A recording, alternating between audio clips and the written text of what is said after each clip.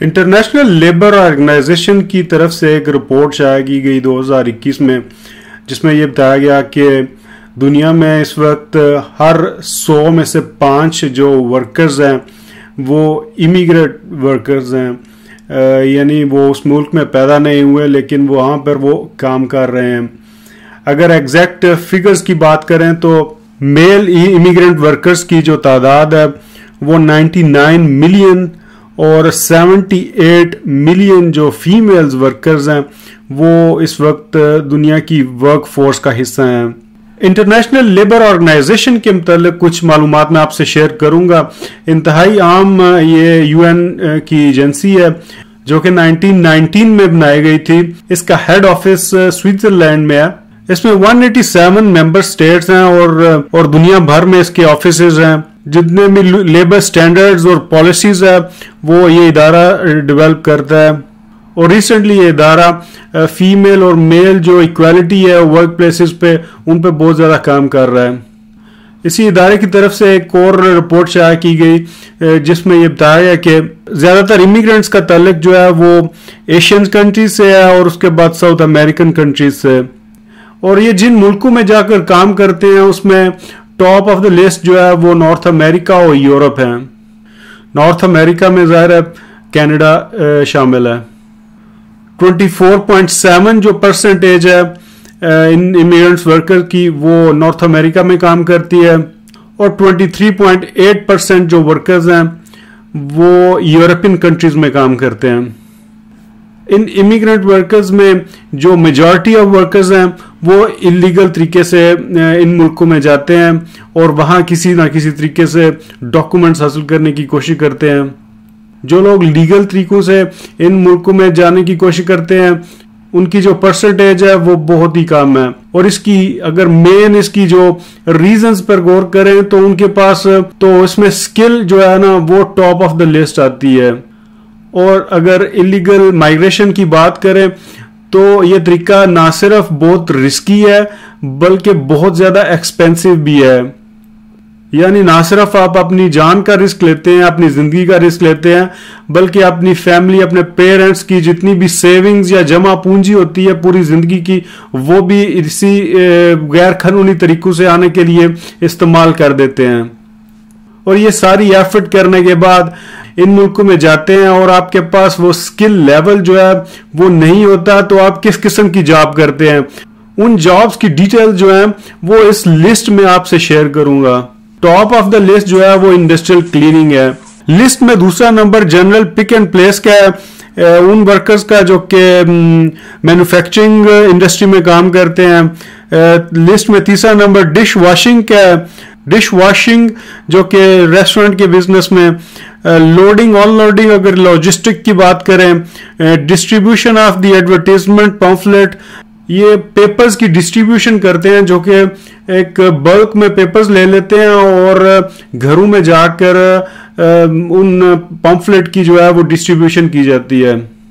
अगर construction sector की बात करें तो मेसन के हेल्पर के तौर पर बहुत सारे इमिग्रेंट जो है वो यहाँ पर काम कर रहे हैं। और लिस्ट में 7वां नंबर या 7th प्लेस जो है वो मेटालिक फाउंड्री वर्कर्स की है। 8th प्लेस पे वेयर हाउस वर्कर शामिल हैं। इनमें एक बहुत बड़ा प्लेयर जो अभी शामिल हुआ है वो अमेज़न है। अमेज़न में काम करने वाले भी ज्यादातर वर्कर जो हैं वो इमिग्रेंट वर्कर हैं। एग्रीकल्चर और लाइफ स्टॉक में बेशुमार इमिग्रेंट वर्कर काम कर रहे हैं, खासतौर पर इंडिया से और पाकिस्तान से जिनका ताल्लुक है। इस बिजनेस में बहुत ज़्यादा काम कर रहे हैं। वजह यह है कि ओरिजिन कंट्री से उनका थोड़ा सा एक्सपीरियंस होता है इस सेक्टर का, शायद इसीलिए वो इस सेक्टर में बहुत ज़्यादा एक्टिव हैं। और रिसेंटली एक और फिनोमिना जिसे डिलीवरी बॉय कहा जाता है, और एज ए डिलीवरी बॉयज यहाँ पर बहुत ज़्यादा जो इमिग्रेंट वर्कर हैं वो रिसेंटली उन्होंने स्टार्ट किया है। और अगर फीमेल वर्कर्स की बात करें तो जो बेबी सिटिंग और ओल्ड होम्स जो हैं वो टॉप ऑफ द लिस्ट आएंगे। एज सच काम जो है वो सभी काम जो हैं वो रिस्पेक्टेबल होते हैं। इस तरह की लो स्किल जॉब्स में ऐसे प्रॉब्लम्स हैं जिनकी डिटेल में जाना बहुत ज़रूरी होगा। इसी इदारे यानी इंटरनेशनल लेबर ऑर्गेनाइजेशन की एक और रिपोर्ट के मुताबिक अगर आप एज ए इमिग्रेंट वर्कर यानी आप डॉक्यूमेंटेड और लीगल तरीके से काम कर रहे हैं किसी भी इंडस्ट्रियल या यूरोपियन कंट्री में, तो सबसे जो मेन प्रॉब्लम आपको फेस करना पड़ेगा वो पे क्या है। यानी अगर आप इमिग्रेंट वर्कर इटली में काम कर रहे हैं तो आपकी जो मंथली सैलरी होगी वो किसी भी लोकल इटालियन वर्कर से 29.6% कम होगी। और अगर आप स्पेन में एज ए इमिग्रेंट वर्कर काम कर रहे हैं तो वहां पर आपकी जो पे होगी वो 28.3% किसी भी लोकल स्पेनिश वर्कर से कम होगी। और अगर दीगर मसाइल की एक लिस्ट बनाएं तो वो कुछ ऐसी होगी। यहाँ के लोकल जो वर्कर्स हैं वो इस तरह की जॉब नहीं करते। और इस लिस्ट में जो दूसरा प्रॉब्लम जो फेस करना पड़ता है वो हेल्थ से रिलेटेड है। अगर आप इस तरह की जॉब्स मुसलसल करते रहेंगे आपकी हेल्थ पर काफ़ी नेगेटिवली इफेक्ट होगा इस चीज़ का। काम तो बहुत ज़्यादा करते हैं लेकिन आपकी जो वेज है वो कम है दूसरे वर्कर्स से। आपको इस तरह की जितनी भी जॉब्स हैं उनमें जो कॉन्ट्रैक्ट ऑफर किया जाता है वो टेम्पररी कॉन्ट्रैक्ट्स होते हैं और ये कॉन्ट्रैक्ट जो है वो कई दफ़ा पर वीक रिन्यू किया जाता है और कई दफ़ा पर मंथ। जॉब कॉन्ट्रैक्ट जो है वो डायरेक्टली इन्फ्लुएंस करता है आपकी क्वालिटी ऑफ लाइफ पे। आप बैंक से कोई निगोशिएशन नहीं कर सकते क्योंकि आपके पास कॉन्ट्रैक्ट ही नहीं है। उन्हें ये एश्योरेंस ही नहीं है कि आप कितना अरसा उस जगह पर आपकी जॉब जो है वो कायम रहेगी। और इस लिस्ट की जो नेक्स्ट प्रॉब्लम है वो रिपीटेटिवनेस या मोनोटोनस जॉब्स की है।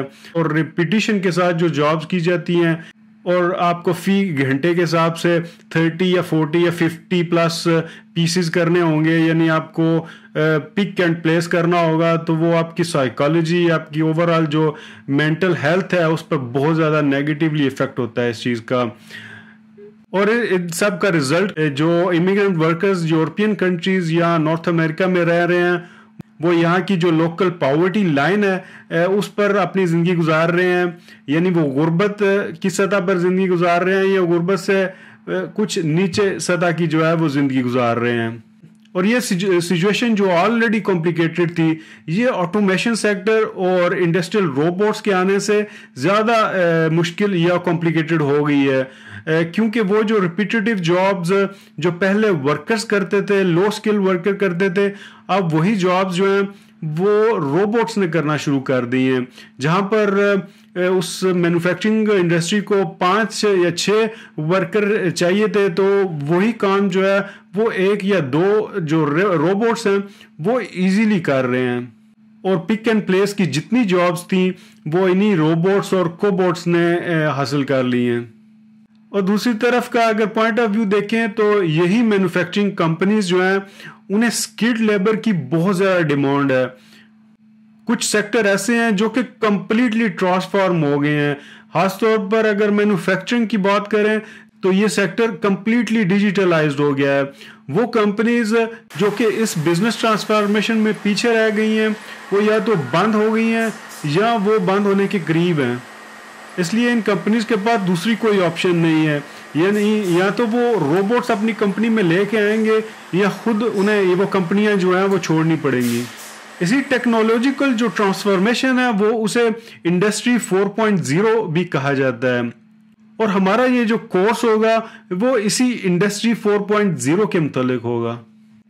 इस कोर्स का जो पहला सेक्शन होगा वो आपको डिसीजन लेने से लेके, यानी आपको ये जॉब क्यों ज़रूरी है और आपकी इस जॉब के पहला जो फर्स्ट डे एट जॉब होगा उसमें जितने भी मेन टॉपिक्स हैं वो कवर किए जाएंगे, जिसमें जाहिर है कुरिकुलम बनाना, जॉब को कैसे ढूंढा जाए, वो सारी चीज़ें जो है वो शामिल हैं।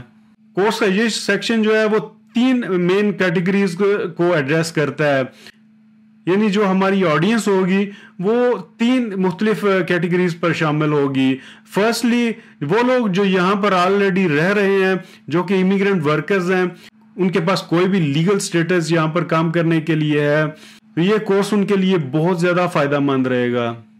दूसरी कैटेगरी उन लोगों के लिए है जो यहाँ पर आना चाहते, यानी वो अपनी फैमिली रीयूनियन के सिलसिले में यहाँ पर आना चाहते हैं और उनके पास वो कंप्लीट इंफॉर्मेशन नहीं है यहाँ पर कैसे काम होता है, कैसे जॉब को ढूंढा जाता है, कौन सी रिक्वायरमेंट है जो कि उनको यहाँ पर काम करने के लिए चाहिए। ये सारे टॉपिक जो है वो इस सेक्शन में जो है वो कवर किए जाएंगे। और तीसरी कैटेगरी उन लोगों के लिए है जो कि इंडस्ट्रियल कंट्रीज में जाने के लिए सोच रहे हैं, यानी वो डेवलपिंग कंट्रीज में रहते हैं, वहाँ की जो सोशो इकोनॉमिक सिचुएशन है वो दिन ब दिन खराब होती जा रही है। खासतौर पर कोविड के बाद जितनी भी ओवरऑल जो दुनिया में इकोनॉमिक चेंजेस आ रही हैं उसके बाद तो सिचुएशन मजीद जो है वो खराब हो जाएगी। तो बजाय इसके कि आप इलीगल तरीकों से जाने की कोशिश करें, अगर वो सारी रिक्वायरमेंट्स के मुतालिक आपको इंफॉर्मेशन हो कि यहाँ का जो जॉब मार्केट है वो कैसे काम करती है, अगर इस चीज के मुतालिक आपको ज्यादा से ज्यादा इंफॉर्मेशन होगी तो आपका डिसीजन पावर जो है वो बेहतर हो जाएगी और आप इन मुल्कों में जाने से पहले अपना जो स्किल लेवल है उसे इंप्रूव कर देंगे। इन इंडस्ट्रियल मुल्कों में जाने के लिए आपका जो पॉसिबिलिटीज हैं वो बहुत ज्यादा इंप्रूव हो जाएंगी, यानी आपको ना ही अपनी लाइफ का रिस्क लेना पड़ेगा और ना ही अपनी सेविंग्स का। इंडस्ट्रियल कंट्रीज का जितनी भी इकोनॉमिक सक्सेस स्टोरी है वो इंडस्ट्री पे डिपेंड करती है। अगर एग्जांपल के तौर पर आप यूरोपियन यूनियन को ले लें तो यूरोपियन यूनियन में 28 कंट्रीज हैं। यहाँ की जो टोटल पॉपुलेशन है वो 447.7 मिलियन इंडिविजुअल्स हैं और जो जीडीपी है वो $17.9 ट्रिलियन है।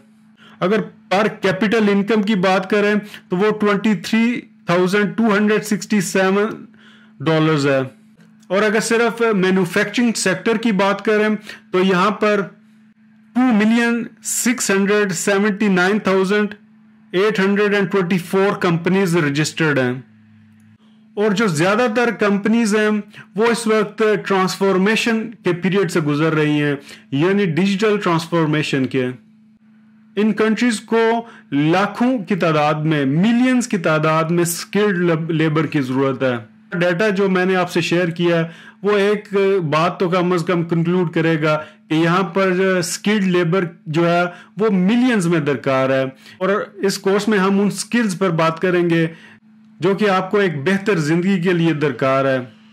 आपकी जॉब स्टैंडर्ड जितना बेहतर होगा उतना ही ज्यादा आपका लिविंग स्टैंडर्ड भी इंप्रूव होगा।